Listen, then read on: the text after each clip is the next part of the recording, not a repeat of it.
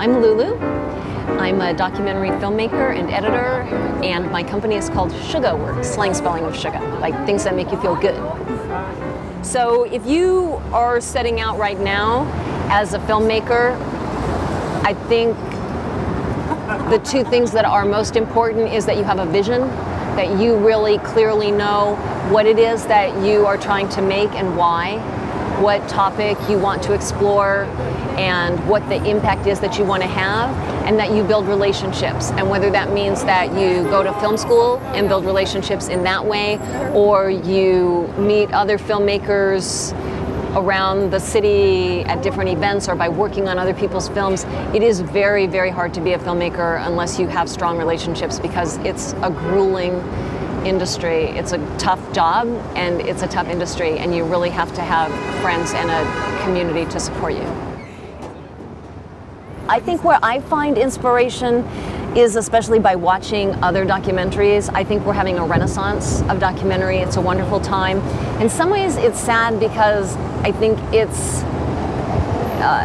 has begun partly because the news industry really no longer has the resources to do their job, and so many news organizations are not able to do in-depth reporting and investigation.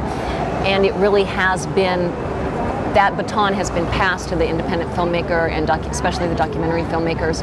But there are so many amazing documentaries now. If you look at Gasland, which is this exploration of the fracking industry, or I love this film by Stanley Nelson about the Freedom Riders that was on PBS. It's just a gripping film that really takes you back to that time in such a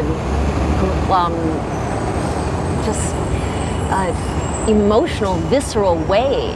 You know, some of us, you know, you have this feeling now like, oh, the civil rights movement, it's over, it happened. But you watch that movie and you feel the fear that people felt each moment that they were involved in that movement, and how ultimately those struggles and their overcoming their fear turned into, you know, something very powerful. And he really communicates that in the film. So when I see really amazing documentaries, it inspires me and it makes me say, like, yes, I have to persevere. I want to do something powerful and meaningful also.